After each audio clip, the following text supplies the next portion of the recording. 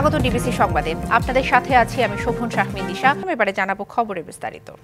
গণ ও সামাজিক যোগাযোগ মাধ্যমে সাবেক প্রধানমন্ত্রী শেখ হাসিনার বিদ্বেষমূলক বক্তব্য প্রচারের নিষেধাজ্ঞা চেয়ে আন্তর্জাতিক অপরাধ ট্রাইব্যুনালে আবেদন করেছে প্রসিকিউশন। সকালে ট্রাইব্যুনালের চেয়ারম্যান গোলাম মর্তুজা মজুমদারের নেতৃত্বাধীন বেঞ্চে এই আবেদন করা হয়। 5ই আগস্ট ক্ষমতাচ্যুত হয়ে ভারতে আশ্রয় নিয়েছেন শেখ হাসিনা। তার বিরুদ্ধে গণহত্যার অভিযোগে ট্রাইব্যুনালে প্রথম মামলাটি করা হয়। এই মামলায় ট্রাইব্যুনাল তার নামে গ্রেপ্তারি পরোয়ানা রয়েছে। এমন অবস্থায় ভারত থেকেই বিভিন্ন যোগাযোগ মাধ্যমে বক্তব্য দিচ্ছেন শেখ হাসিনা।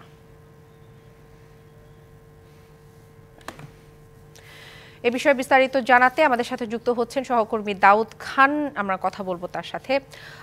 দাউদ, শেখ হাসিনার বক্তব্যের বিদ্বেষমূলক বক্তব্য প্রচারের বিষয়ে কি জানাতে পারেন, আমাদের জানাবেন।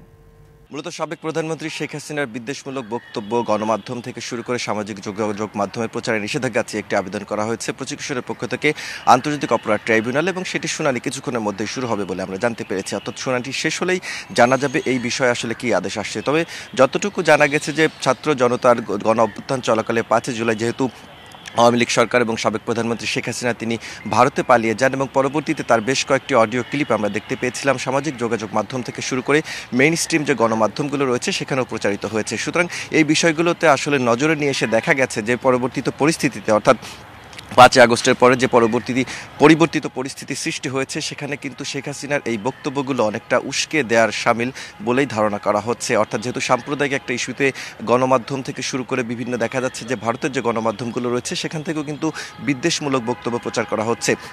সেই পরিপ্রেক্ষিতে শেখ হাসিনার এই বক্তব্যগুলো কিন্তু অনেকটা এই পরিস্থিতিকে উস্কে দেয় বলে ধারণা করা হচ্ছে। সুতরাং এই সকল বিষয়গুলোকে আসলে নজরে নিয়ে এসে আজকের এই আবেদনটি করা হয়েছে, এবং একই সাথে আমরা দেখতে পেয়েছি যে ছাত্র জনতার যে অভ্যুত্থান চলাকালে অর্থাৎ জুলাই এবং আগস্টে যে সকল ছাত্র জনতায় নিহত হয়েছেন আইনশৃঙ্খলা রক্ষাকারী বাহিনীর গুলিতে, এবং সে সকল গুলিতে নিহত হবার পরিপ্রেক্ষিতে কিন্তু শেখ হাসিনার উপরে 200টিরও বেশি মামলা করা হয়েছে, এবং সেখানে কিন্তু প্রধান অভিযুক্ত হিসেবে তাকেই ধরা হয়েছে।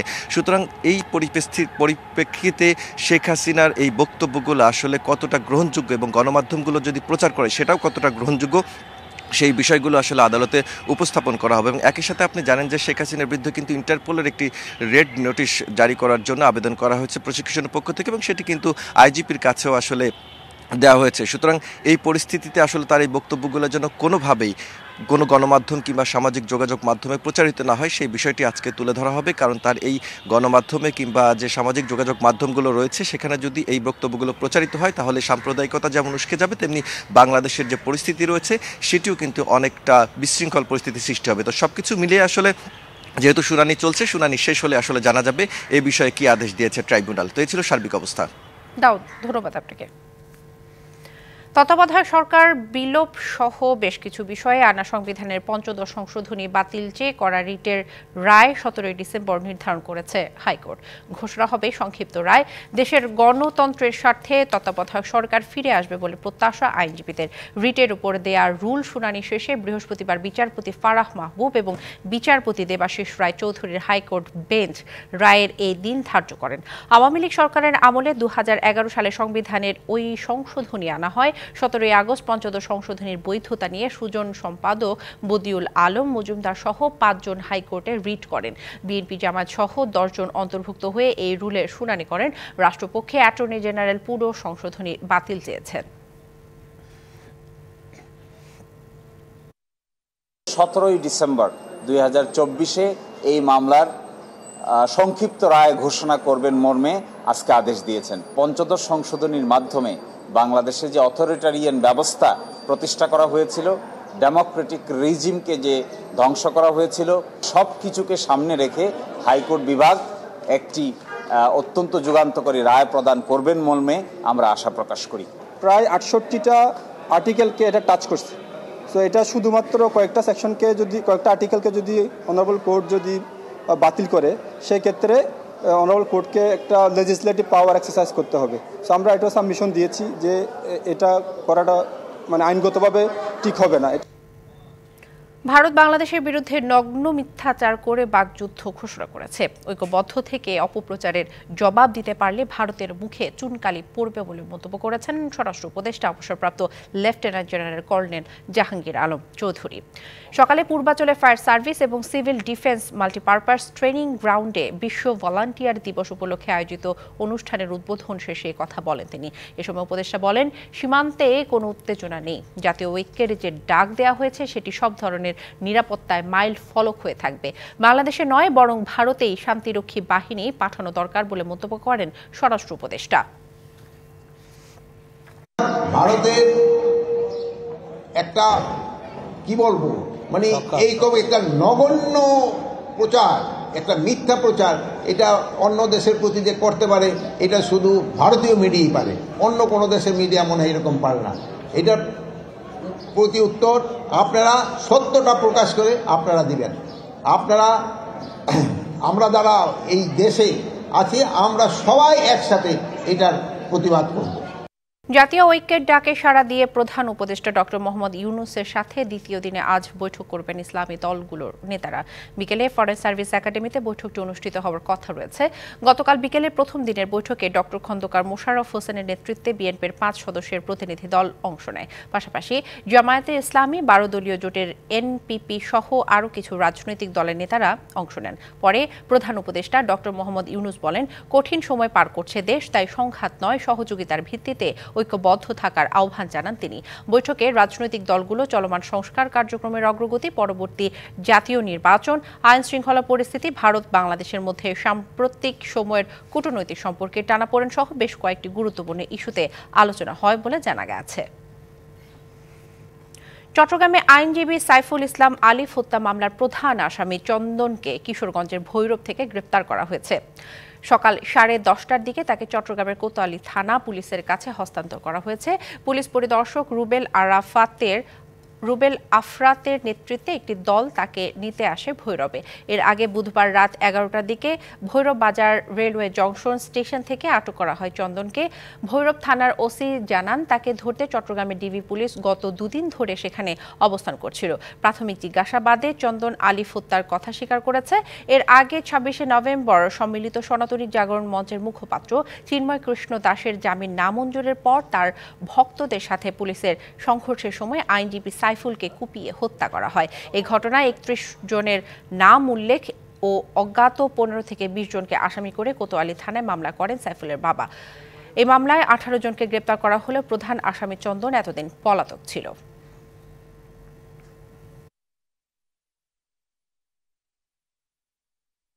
চট্টগ্রাম অ্যাডভোকেট সাইফুর রহমান হত্যা মামলার প্রধান আসামি চন্দনকে আমরা গতকালকে 12:15টার দিকে গোপন সংবাদ ভিত্তিতে ভৈরব রেলওয়ে স্টেশন থেকে গ্রেপ্তার করি। প্রাথমিক জিজ্ঞাসাবাদে সে ঘটনার সাথে জড়িত ছিল বলে স্বীকার করছে। মামলায় নাম থাকলেও তদন্ত ছাড়া কাউকে গ্রেপ্তার করা হবে না বলে জানিয়েছে পুলিশ মহাপরিদর্শক বাহারুল আলম। সকালে পুলিশ সদর দপ্তরে সংবাদ সম্মেলনে এই কথা জানান তিনি। সংস্কার কমিশনের সুপারিশ বাস্তবায়নের ফলে পুলিশ বাহিনী জনবান্ধব হয়ে উঠবে বলেও আশা প্রকাশ করেন আইজিপি। যদি আপনার কোনো ধরনের ইনভলভমেন্ট না থাকে, আপনারা সরাসরি পুলিশের কাছে আসুন। আমরা বিনা যুক্তিতে, বিনা তদন্তে, পাইকারি হারে কাউকে গ্রেফতার করব না। নাম থাকলেই গ্রেফতার করে ফেলতে হবে, এটা কিন্তু আইনেও নাই। ভারতে বিক্ষোভের জেরে সিলেটের জকিগঞ্জ ও শেওলা এবং মৌলভীবাজারের চাতলাপুর এবং বটুলি শুল্ক স্টেশন দিয়ে আমদানি রপ্তানি বন্ধ রয়েছে।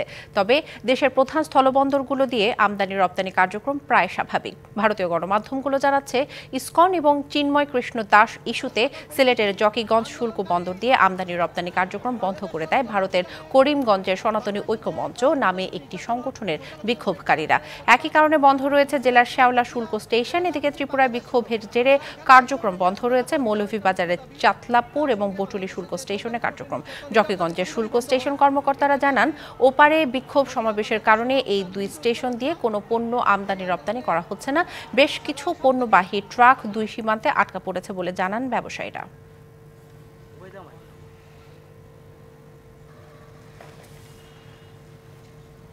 সিলেটে আর কিছুক্ষণ পর শুরু হচ্ছে বাংলাদেশ ও আয়ারল্যান্ডের 3 ম্যাচের টি-20 সিরিজ। সিলেট আন্তর্জাতিক স্টেডিয়ামে দুপুর 2টায় শুরু হবে প্রথম ম্যাচ। সিলেটের চা বাগানে প্রকৃতির মাঝে উন্মোচিত হয়েছে সিরিজের ট্রফি।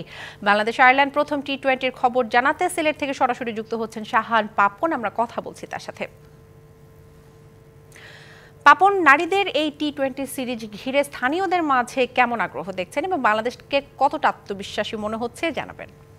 ধন্যবাদ দিশা। আসলে স্থানীয়দের মধ্যে আগ্রহ ওইভাবে কখনোই পরিলক্ষিত হয় না, কারণ সিলেটের মানুষ সাধারণত কর্মব্যস্ত মানুষ এবং তারা খেলাটা দেখতে আসে। ঠিক দেখা যায় যে খেলা শুরু হওয়ার আধা ঘন্টা আগে গেটে ভিড় জমায়, তারপরেই কিন্তু আস্তে আস্তে দেখা যায় যে গ্যালারি ভর্তি হয়ে যায়। আজকে তো এমনটাই প্রত্যাশা করা হচ্ছে। যদিও এই সিরিজ নিয়ে সিলেট শহরের মধ্যে আমরা আসলে কোনো প্রচারণা, ব্যানার, ফেস্টুন কোনো কিছুই দেখিনি। সাধারণত এগুলো থাকেও না খুব একটা, এবং তারপরেও কিন্তু সিলেটের খেলা পাগল মানুষ আমরা বরাবরই যেটা দেখে আসি যে সিলেট স্টেডিয়ামে খেলা মানেই একদম জ্যাম প্যাক গ্যালারি। তারা আসলে ভিড় করেন ঠিক আধা ঘন্টা আগে থেকে শুরু করে, এবং খেলা শেষ অবধি তারা আসলে স্টেডিয়ামে বসে খেলা দেখেন। এবং বাংলাদেশ যদি জেতে তাহলে তো কোনো কথাই নেই, একেবারে নেচে গিয়ে তারা আসলে স্টেডিয়াম ছাড়ে। তবে আজকেও সেই রকমই কিছু একটা প্রত্যাশা করা হচ্ছে।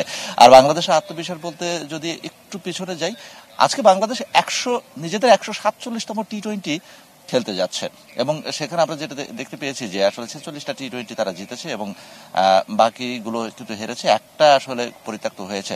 এবং আয়ারল্যান্ডের বিপক্ষে তারা এই স্টেডিয়ামে 2014 সালে টি-20 বিশ্বকাপের 9ম স্থান নির্ধারণী ম্যাচে মুখোমুখি হয়েছিল, সেখানে কিন্তু বাংলাদেশ জিতেছিল। এছাড়া সিলেট ইন্টারন্যাশনাল স্টেডিয়ামে বাংলাদেশ দল এ পর্যন্ত, বাংলাদেশ নারী ক্রিকেট দল এ পর্যন্ত 13টা টি-20 ম্যাচ খেলেছে, তার মধ্যে 3টা জিতেছে। যদি আয়ারল্যান্ড এবং বাংলাদেশের কথা বলতে চাই এই মুহূর্তে, তাহলে সেটা কিন্তু নিঃসন্দেহে বাংলাদেশ এগিয়ে আছে।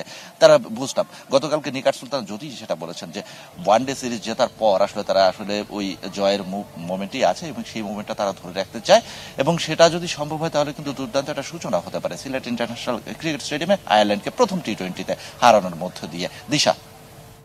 পাপন, ধন্যবাদ আপনাকে। সংবাদ এই ছিল এখনকার মতো। ডিবিসি নিউজের সংবাদগুলো পড়তে ভিজিট করুন dbcnews.tv আর ভিজিট করুন ডিবিসি নিউজের ফেসবুক পেজে এবং ইউটিউব চ্যানেল। ডিবিসির সঙ্গে থাকুন।